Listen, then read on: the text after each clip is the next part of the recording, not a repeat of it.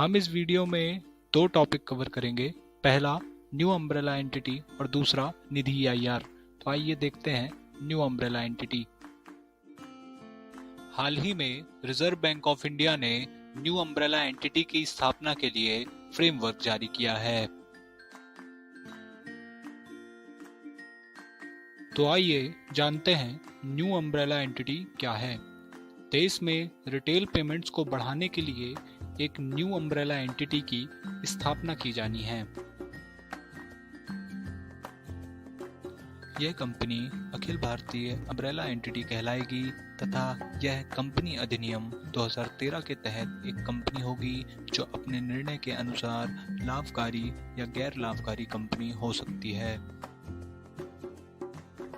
यह company payment and settlement system act 2007 के तहत रिजर्व बैंक ऑफ इंडिया द्वारा प्राधिकृत या ऑथराइज्ड होगी। इस कंपनी का कम से कम न्यूनतम पेड अप कैपिटल 500 करोड़ रुपया होना जरूरी है तथा इस एंटिटी के लिए 3 सालों तक अनुभव रखने वाले पेमेंट सिस्टम ऑपरेटर और payment and technology service provider apply कर सकते हैं। इस कंपनी में किसी एक सिंगल प्रमोटर या प्रमोटर ग्रुप या प्रमोटर कंपनी का 40% से अधिक निवेश नहीं होना चाहिए। तो आइए अब जानते हैं न्यू अम्ब्रेला एंटिटी के कार्य। न्यू अम्ब्रेला एंटिटी का प्रमुख कार्य रिटेल के क्षेत्र में न्यू पेमेंट सिस्टम्स की स्थापना करना है तथा उनका मैनेजमेंट एवं संचालन करना भी उनका एक प्रमुख कार्य है। ये एनयूई एटीएम को भी संचालित करेगी। अब न्यू अम्ब्रेला एंटिटी ही आधार आधारित पेमेंट सिस्टम को संचालित करेगी तथा रेमिटेंस सर्विसेज पेमेंट सिस्टम्स को भी संचालित करेगी। सिस्टम की सुरक्षा के लिए आवश्यक नियम बनाना तथा फ्रॉड से निपटने के लिए देश और विदेश में रिटेल पेमेंट सिस्टम से संबंधित नई खोजों को मॉनिटर करना इसका काम है। एनयूई की स्थापना का मुख्य उद्देश्य एनपीसीआई यानी national payment corporation of India के प्रभाव को कम करना है। एनपीसीआई वर्तमान में यूपीआई, भीम, आधार इनेबल्ड पेमेंट सिस्टम जैसे कई प्लेटफॉर्म चलाता है। हमारा दूसरा टॉपिक है निधि ईआईआर। तो आइए जानते हैं कि निधि ईआईआर क्या है। मेरा नाम अभय है और मैंने एक सेंसर डिवाइस बनाई है जो घर में एलपीजी गैस लीक होने पर अलार्म बजाकर आपको सचेत कर देती है कि घर में गैस लीक हुई है। लेकिन इस डिवाइस को मार्केट में बेचने के लिए मुझे निवेशक की जरूरत पड़ेगी क्योंकि मेरे पास इतना पैसा नहीं है कि मैं अपनी कोई कंपनी खोल पाऊं।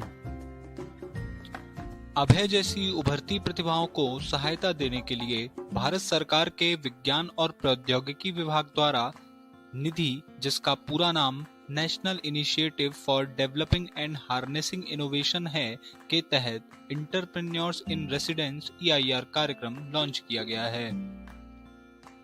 भारत में उद्यमशीलता या एंटरप्रेन्योरशिप बढ़ाने के लिए निधि कार्यक्रम की शुरुआत की गई थी।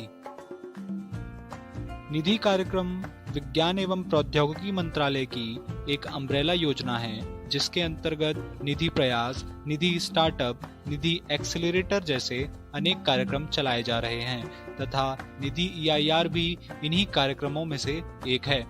अम्ब्रेला योजनाएं वे योजनाएं होती हैं जिनके अंतर्गत एक साथ अनेक कार्यक्रम चलाए जाते हैं। Centre for monitoring Indian economy की रिपोर्ट के अनुसार 2011-12 में बेरोजगारी दर 2.2% थी जो 2017-18 में बढ़कर 6.1% हो गई। इसलिए सरकार के सामने बेरोजगारी एक प्रमुख समस्या है जिसको कम करना आवश्यक है। भारत सरकार की एचआरडी मिनिस्ट्री के अनुसार वर्तमान में भारत में 6,214 इंजीनियरिंग कॉलेज हैं और इन इंजीनियरिंग कॉलेजों से प्रतिवर्ष 15 लाख इंजीनियरिंग ग्रेजुएट स्टूडेंट्स अपनी इंजीनियरिंग पूरी करके निकलते हैं। अभी तक इनमें से जिन इंजीनियर्स के पास कुछ नए आइडिया या इनोवेशन होते थे, वो भी निवेश ना मिल पाने के कारण अपने नवाचार या इनोवेशन को मार्केट तक नहीं पहुंचा पाते थे। निधि ईआईआर कार्यक्रम ऐसे लोगों की सहायता भी करेगा तथा निवेश के साधन भी उपलब्ध कराएगा। निधि ईआईआर कार्यक्रम साइंस एंड टेक्नोलॉजी के क्षेत्र में बिजनेस को आगे बढ़ाने के लिए शुरू किया गया है। इस कार्यक्रम के तहत प्रत्येक इंटरप्रेन्योर्स इन रेसिडेंस मतलब ईआईआर को 3.6 लाख रुपए अधिकतम आर्थिक सहायता के रूप में दिए जाएंगे। यह 3.6 लाख रुपए की सहायता राशि हर महीने अधिकतम 30,000 रुपए के हिसाब से दी जा सकती है। यह कार्यक्रम नए उद्यमियों या एंटरप्रेन्योर्स को नए स्टार्टअप स्थापित करने के लिए प्रेरित करेगा तथा देश के आत्मनिर्भर भारत अभियान में मुख्य योगदान देगा। इस कार्यक्रम में इन नए उद्यमियों या एंटरप्रेन्योर्स को बिजनेस के क्षेत्र में अनुभवी और सफल उद्यमियों द्वारा ट्रेनिंग भी दी जाएगी। हमारी मेहनत के लिए हमारे चैनल को लाइक करें, सब्सक्राइब करें और शेयर करें।